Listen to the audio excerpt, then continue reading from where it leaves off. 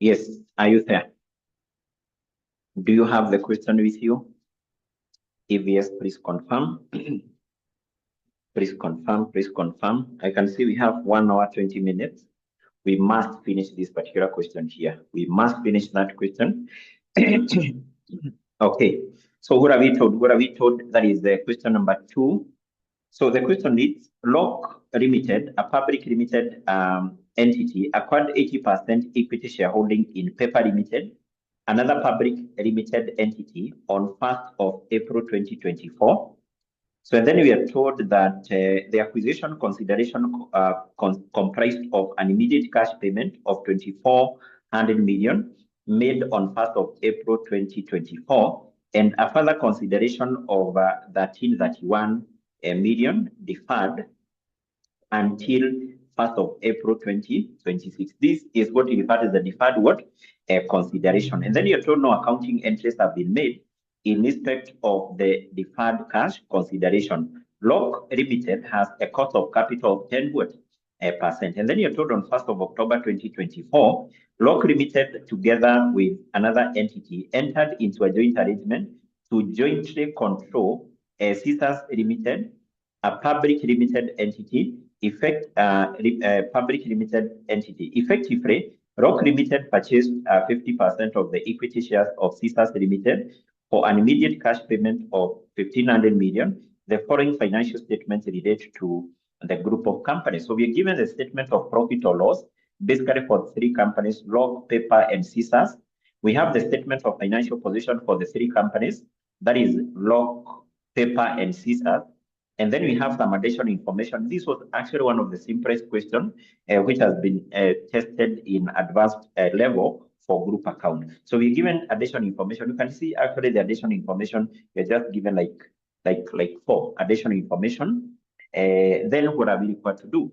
Part A, we're required to prepare the consolidated statement of profit or loss for the year which ended 31st of March 2025, the consolidated statement of financial position as at the same date. Now, before we do that, automatically this is a question for group account. The first thing we need to do is we come up with a group structure.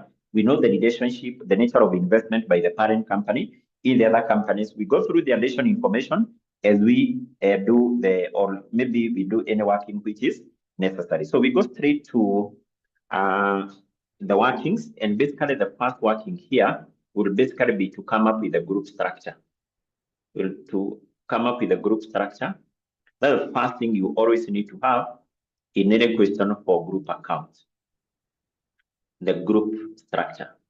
So where do we have the information about the group structure? This information, we have it within paragraph 1. Let's go back to paragraph 1 of our question, and we are told the company which is called Lock Limited, a public limited entity, acquired 80% equity shareholding in a company which is called Paper, a public limited company, on 1st April 2024. So the company which is called Lock Limited, this company acquired 80% equity shareholding in a company which is called Paper Limited, on which date? 1st of April 2024. 1st of April 2024. It basically means that Lock is the parent and then Paper is the subsidiary. You can see also we given the date of acquisition. Then from there, we go to the paragraph number 3. Let's go to paragraph 3. We skip paragraph 2. In paragraph number 3, we are told on 1st of October 2024, Lock Limited, our parent company, with another entity, entered into a joint arrangement to jointly control 𝐶𝐶 Limited, a public limited entity. Effectively, Lock Limited purchased 50% of the equity shares of what? Of 𝐶𝐶 for an immediate cash payment of 15. So this company here, we are told, acquired 50% shareholding in a company which is called 𝐶𝐶 Limited. 𝐶𝐶 Limited, on which date? 1st of October 2024.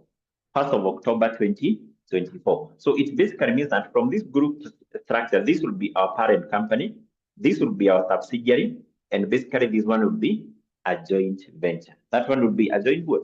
A joint venture. So that is the first thing you always need to have because this is basically what will guide you in terms of how to prepare the group account.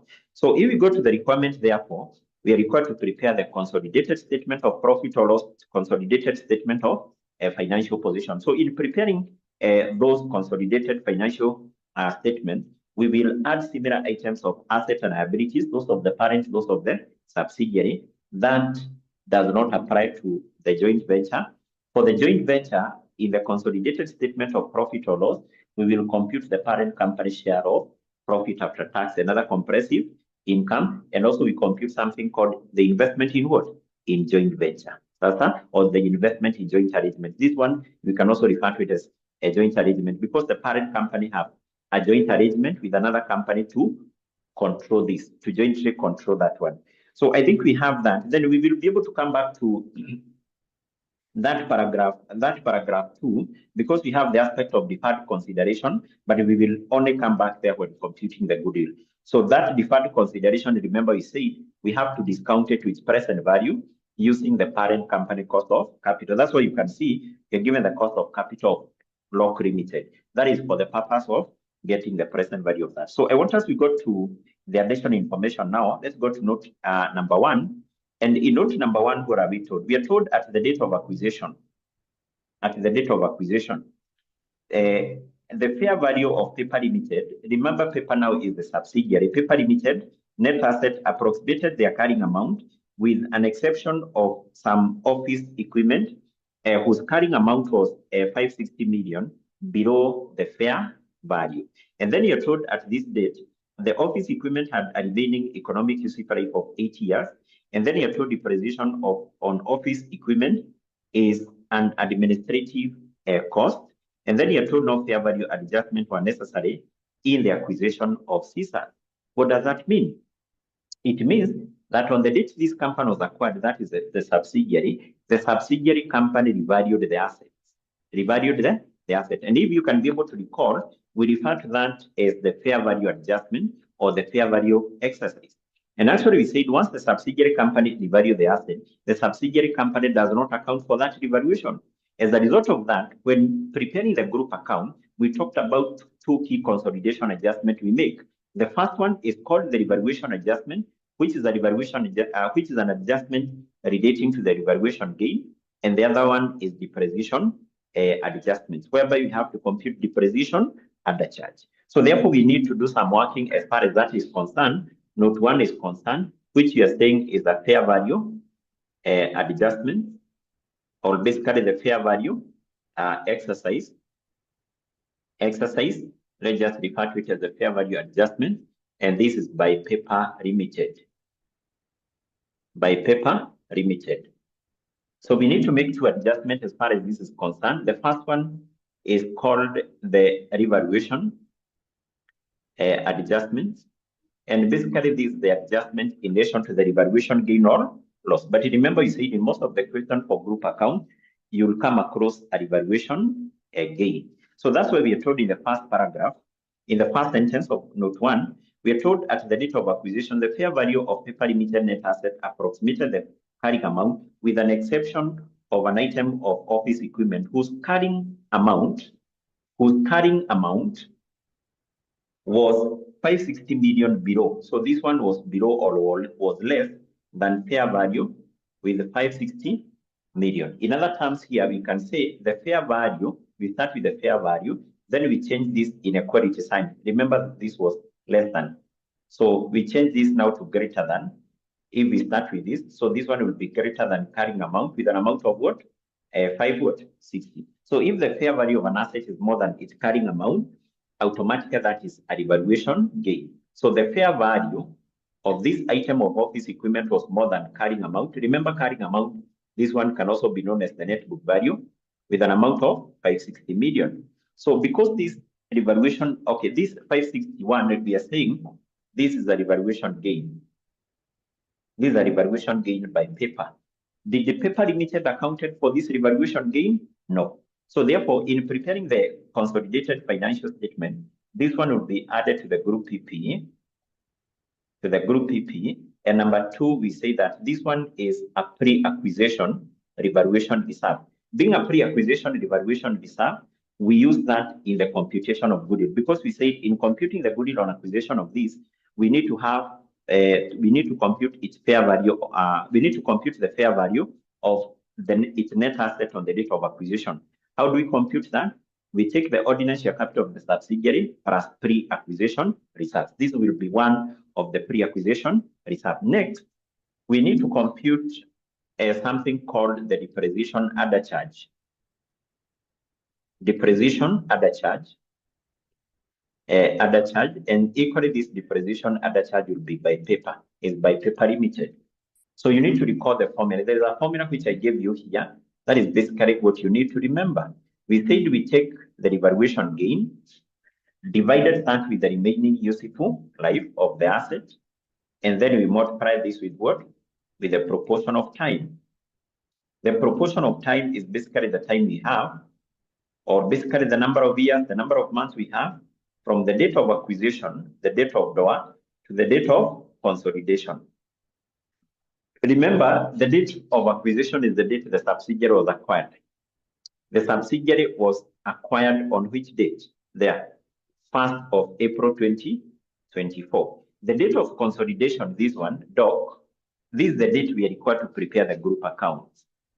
And if you go to the requirement, you'll be able to see when are we required to prepare the group accounts as per the requirement.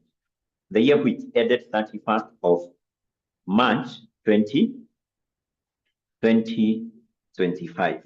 So that is the date of consolidation. And actually this year, because the year of the group is ending at 31st of March, it starts on 1st of April. So this year started on 1st of April 2024. So therefore you can see our subsidiary here was acquired exactly at the start. Was acquired exactly at the start of what? Of the year. So therefore, the proportion of time we have here will be 1 year. Will be one what? Year. We're interested with the depreciation other charge for 1 year. We will take the revaluation gain, which we have here, 560 million. We are applying this formula. We divide that with the remaining useful life. And I hope you can see that within note 1. Can you see the remaining useful life? How many years? In note 1, remaining useful life. In note 1, how many years? Who can see that? Who can see that? Who can see that? 8 years. The remaining useful life of that asset. Can you see that? Should be 8 what? 8 years. 8 years. So we divide that with 8. And then the proportion of time here we are saying is 1 what? Is 1 year. If, for example, in our case, we had 6 months here. We had 6 months. So then the proportion of time here is always 6 over 12. If we had, for example, 2 years, we're interested in the depreciation other charge for 2 years. Our proportion of time should be 2. Should be what? 2. But in our case, we're interested with depreciation other charge for how many years? For 1 year. For 1 year. For 1 year. So this will give us 70 million. Now, this 70 million, which items will be adjusted here? One, this one will be deducted from the group PPE. When preparing our consolidated statement of financial position, we left that from the PPE. Number 2, we will also deduct this from the retained earnings of which company? Of paper. Retained earnings of paper. And number 3, in preparation of the consolidated income statement, because we are required to prepare that, the consolidated statement of profit or loss, this one will be adjusted where we have said any depreciation other charge should be added to the cost of sales unless otherwise. If you check on the information which are given in note number 1, we are told that depreciation of the office equipment is an administrative expense. Are we going to add this to the cost of sales? No. No. So in this case, we will add this depreciation other charge to what? To the administrative expenses. To the administrative what? Expenses. But if the question was cited, that one should be added to the cost of sales. So we are done with that. This is something which you have to understand, because in all questions for group account, you will come across this particular concept that the subsidiary company revalued the asset but never accounted for that. Which adjustments are required? 2, the revaluation gain and the depreciation other charge. Let's move to point number 2, where we are told LOC Limited, which is basically the parent, measures the non-controlling interest in subsidiaries at the fair value. This is something I explained, that if you come across that information, that it is a policy of the group, it is a policy of the parent company to measure NCI at fair value, That information is basically to help you in computation of goodwill. And who can tell us, based on that information, which method are we going to use in the computation of goodwill? The goodwill on acquisition of this subsidiary. Which method are we going to use? Are we going to use the partial goodwill method? Are we going to use the full goodwill method? Which method are we going to use based on that information which we have there? Based on that information, which method are we going to use? Maureen, Georgina, which method? Benson, Gilbert, which method are we going to use? Automatically, we are going to use the full goodwill method. The full goodwill method. That's why still in point number 2, we are told the fair value of the non-controlling interest of paper limited at the date of acquisition was 860. That is for the purpose of computing what? The goodwill. That is the NCH fair value. So no working which is required there. Let's move to point number 3. And you're told during the year which ended 31st of March 2023, Paper Limited sold goods to Rock Limited for shillings 500 million at a markup on cost of 25%. First of all, this goods which was sold by Paper Limited to Rock, this one we refer to that as amount of intragroup trading or intragroup sales. Intragroup trading. And basically we are told the goods which were sold by Paper to Rock, they had a value of 500 million. So basically we have said that these sales between the parent and the subsidiaries are fixed sales. So therefore this one will be deducted from the group revenue. This one will be deducted from the group revenue. And number 2, we will also deduct this from the group cost of sales. Group revenue and also group cost of what? Of sales. So then in the same point, we are told half of these goods were still held by Rock Limited as at the end of the year, and the balance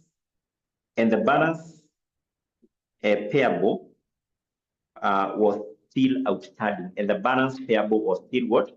Outstanding. Now, in that case, we have 2 adjustments here.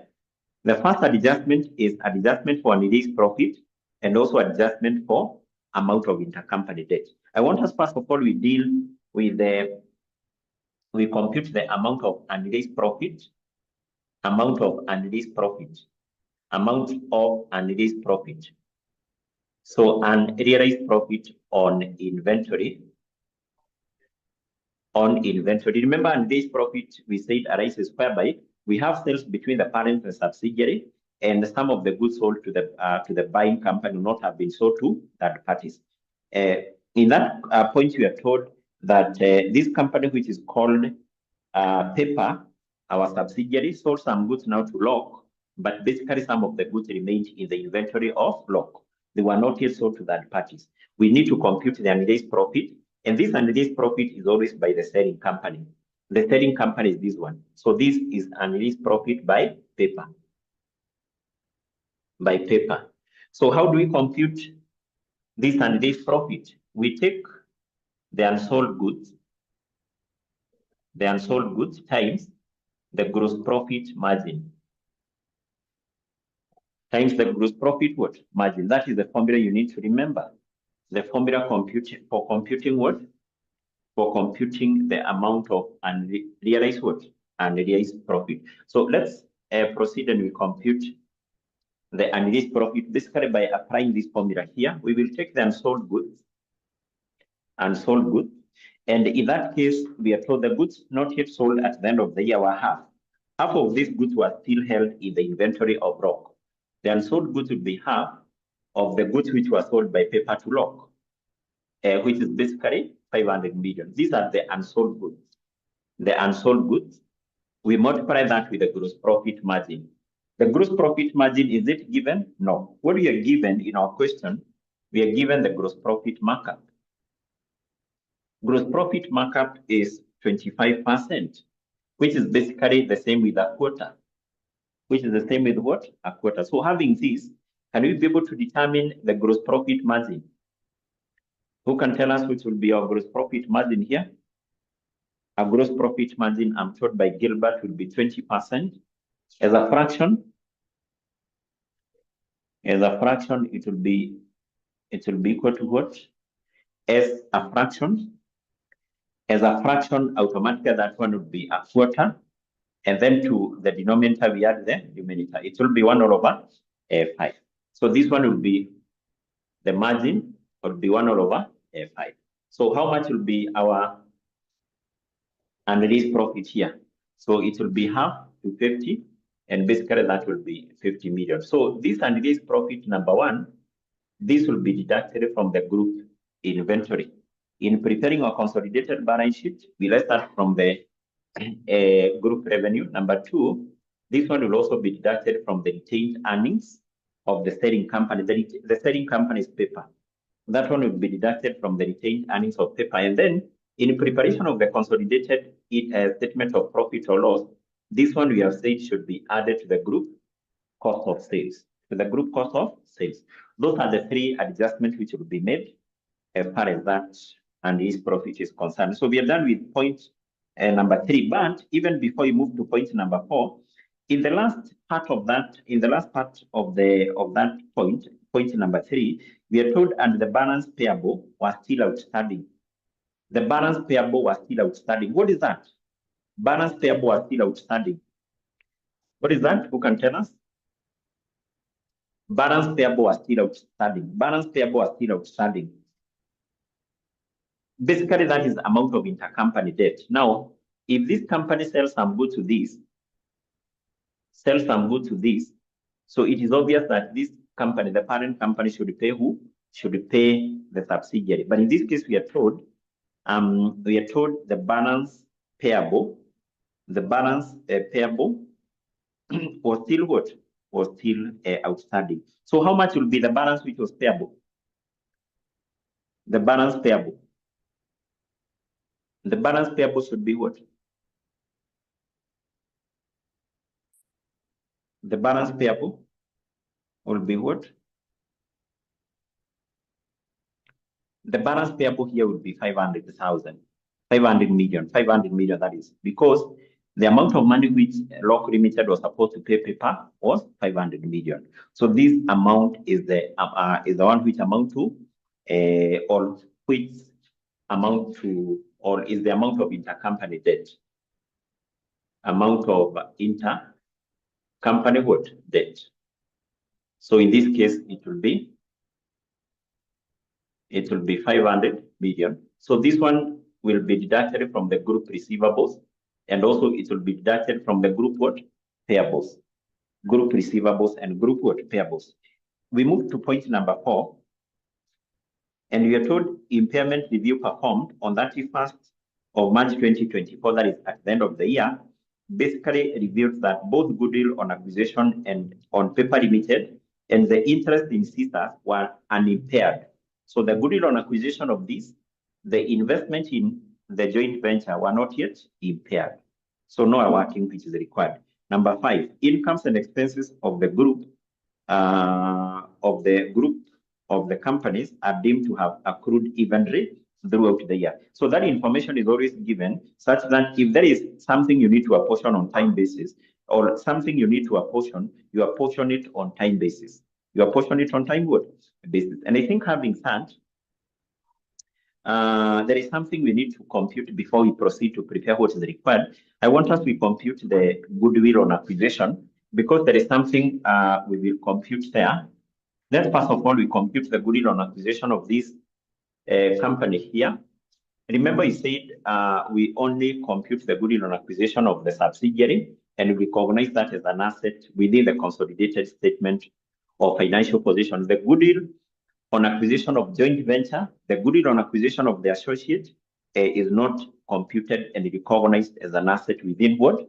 The consolidated statement of financial position. So let's compute the goodwill. The goodwill on acquisition of this company, that is paper, paper limited, as per the information we have in note number 2, we are using the full goodwill method. We are using the full goodwill method, So here we need to have two columns, and our figures are in million of shillings. I hope you can be able to remember how we compute the goodwill using the full goodwill method. We start with the purchase consideration, which was paid by the parent company. The purchase consideration paid by the parent company. The purchase consideration paid by the parent company, this one is given within paragraph 2. Paragraph 1 and 2. Let's go back to paragraph 1 and 2 of our question. So first of all, we go to paragraph 1. Actually, paragraph 2, not paragraph 1. Paragraph 2. We are told the acquisition consideration. This is the acquisition of the subsidiary. The acquisition consideration consisted of an immediate cash payment of 2,400 million. So the parent company paid the purchase consideration. The purchase consideration paid by the parent company was in two forms: the cash consideration, and I hope you can be able to recall, we say that this one do not have any special treatment. That amount we are going to use it as 2,400 million. So an immediate cash payment of 24. And this one, if you go to the balance sheet or the statement of financial position of the parent, and as a non-current asset, you should be able to see that amount. So the moment the parent company has paid some cash consideration in acquiring a subsidiary, that is accounted for as an investment in the statement of financial position of the parent. I hope you can see that, 24. And then we also have a deferred consideration. The deferred consideration. So the deferred consideration still in that paragraph 2, we are told an immediate cash payment of 24 and on 1st April 2024, and a further consideration of that 31 million deferred until 1st of April 2026. No accounting entries have been made in respect of the deferred cash consideration, and 𝐓𝐿 limited cost of capital is 10%. These are deferred considerations which we said should be discounted to its present value using the parent company cost of capital. So we are going to discount that to the present value. So we will take 1331, and basically we discount this to the present value by multiplying that with the present value interest factor at the rate of 10%. And basically for how many years? How many years do we have from the date of acquisition? 1st of April 2024. This is the date of acquisition. That consideration will be paid on 1st of April 2026. How many years do we have here? How many years do we have there? Yes, we have 2.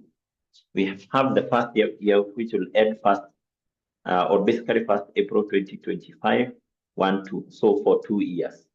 So this one will be computed like this. We take 1. Remember the formula here: 1.1 raised to power negative 2. Yes, basically that's how we discount this. 1.1 raised to power negative 2, raised to power negative 2, raised to power negative 2. That's basically how we are going to discount that. Times 1331. And basically that one is coming to 1100. Is that what you're getting? 1100? 1100. 1100. 1100. Is that what you're getting? Diana, is that what you're getting? Georgina, is that what you're getting? Is that what you're getting? Yes. Okay, so then this is basically the purchase consideration paid by the parent. And then now to this, what do we need to do? We need to add the NCI at fair value. Remember, you're using the full goodwill method. The NCI at fair value, this one is given in note number 2. Is given in note 2. So the NCI at fair value is 860. 860. So we need to add those 3 values so that then we proceed and we less the net assets, which one? Acquired. And basically, I'm told that this one will give us 4360. 4360. Okay. So then to this, what do we need to do? To this, we need to proceed and we less the fair value of net assets which were acquired. So remember, you say that this is one of the items which the examiner will not have given you, and this whereby majority of the students have a challenge. How do we compute this? We say to compute this, we take the ordinary share capital of the subsidiary plus pre-acquisition reserves. plus pre-acquisition reserve. So what we do, we have to go to the balance sheet of the subsidiary, specifically at the equity. Can we go to the balance sheet of the subsidiary? Subsidiary is paper, specifically at the equity. At the equity, we start by taking its ordinary share capital. Its ordinary share capital was, or is basically 2,000. Below that, what do we have? We have share premium. In this case, if you're given a share premium in the balance sheet of the subsidiary, and the question is silent, the question is what? Silent. We always treat that as a pre-acquisition. We always treat it as what? As a pre-acquisition. And then from there, we have the retained earnings. The retained earnings. But basically what we know is that that retained earnings which we have there, that is the retained earnings at the end of the year. So what we are interested with here is the retained earnings on the date of acquisition, because this is a reserve. This is a reserve. We're interested with the retained earnings on the date of acquisition. And basically what we know, I've said that the retained earnings which are given there of 1,800, these are the retained earnings at the end of the year, 31st of March 2025. So we are interested with the retained earnings of paper on the date of acquisition here, 1st of April 2024. How do we get that? Very simple. Because one, we know the retained earnings of this company for the current year. In other terms, what is the profit after tax of paper? So the retained or the profit after tax of this company during the current year. So you get that from the income statement. Can we go to the income statement of paper? The income statement of paper, you tell me how much was its profit for the current year. How much is the profit after tax for the current year for paper? Can you see that amount? It is 520. It is 520. So how do we arrive at this value here, the retained earnings at the end? To arrive at this, we take the retained earnings at the start, which we don't have. We add this, we get this. Sasa, we take this plus this, we get this. What we are interested with is the retained earnings of this date. So can we be able to get this? Take into account to get this, we take this plus this, we get this. It's very simple. So to get this one, we will take this minus this, we get that. So therefore, the retained earnings at the start will be 1,800 minus 520. And this will give us 12 what? That will give us 1280. 1280. So 1280 is basically the retained earnings on the date of acquisition. And therefore, if you check there, we don't have any other reserve. But in all this particular question for group account, there is something you must always remember to check. Did the subsidiary company revalue the asset on the date of acquisition? If yes, was there a revaluation gain? Remember here, Paper Limited revalued the asset. There was a revaluation gain of 560, which we said is a pre-acquisition revaluation reserve. So we have a pre-acquisition revaluation reserve of what? Of 560. Yes, we don't have anything else. Let's get this total. Let's get this total. This will give us a total of what? This will give us a total of 40. So because you're using the full goodwill method, we take 100% of that. When using the full goodwill method, take 100% of this. We are interested with the net asset acquired by the parent and the NCI, parent and the NCI. So this will give us 40. So we less it from the figure we have up there, and basically we get the goodwill. We get the goodwill. So our goodwill will be what? Will be 320. Now, also you have to check, was this goodwill impaired? In our case, we are told as per the information we have in note number 4. So we go straight to part A, the consolidated statement of profit or loss. Let me just have that here.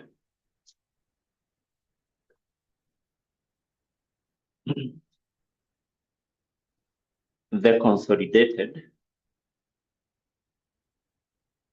statement of profit or loss, which is for the year, which ended 31st of March 2025. 31st of March 2025. Basically, we indicate that our figures are in million of shillings. So how do we prepare this? As per our group structure, we are basically combining the revenue and expenses of the parent, those of the subsidiary, we combine the revenue and expenses of the two companies. It is also important to note that this company, taking into account it was acquired exactly the start of the year, we will take the revenue and expenses of paper for the whole year.